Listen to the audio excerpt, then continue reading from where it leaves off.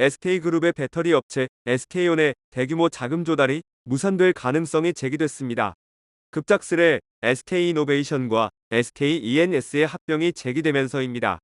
두 계열사 사이의 합병이 궁극적으로 SK온의 유동성 지원인 만큼 합병 결과를 지켜본 뒤 유동성 대응에 나서려는 전략으로 풀이됩니다.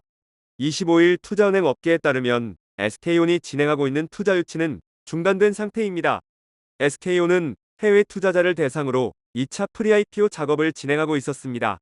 모건 스탠리, 뱅크 오브 아메리카, JP모건 등이 주관사로 투자 유치 규모는 약 1조 원으로 알려졌습니다.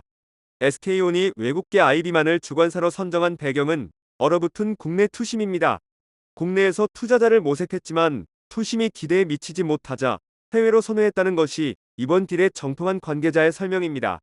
IB 업계 관계자는 최근 전기차 수요 둔화로 2차전지 산업에 대한 투심이 크게 꺾인 데다 SK온의 저조한 현금 창출력이 투자 매력도를 크게 둔화시켰다며 국내에서 마땅한 투자처를 찾지 못하자 어쩔 수 없이 해외에서 투자자를 찾는 것으로 방향을 틀었다고 말했습니다.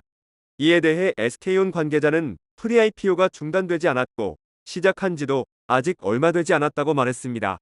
SK온이 투자 유치를 위해 제작한 TM에는 2019에서 2023년 연평균 매출 성장률 100%, 글로벌 전기차 배터리 플레이어로서의 톱티어 지위, 글로벌 영업 가동망 등을 투자 하이라이트로 제시했습니다.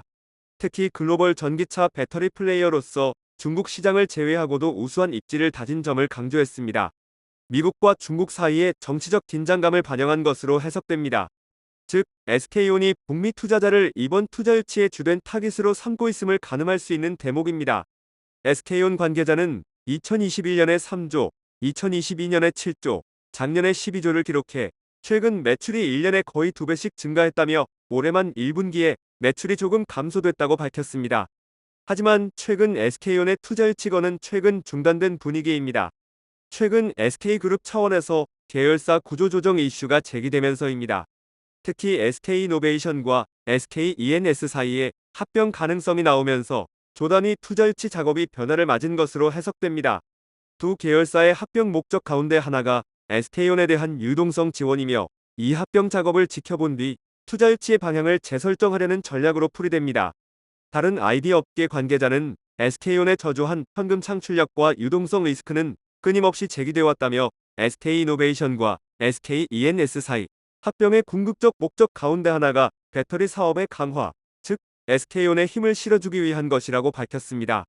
그는 이어 SK온의 해외 투자 유치 경우 국내 투심과 마찬가지로 기대에 미치지 못하고 있던 상황으로 알고 있다며 SK온의 유동성 문제는 결국 SK그룹 내에서 해결될 수밖에 없는 구조로 보인다고 덧붙였습니다.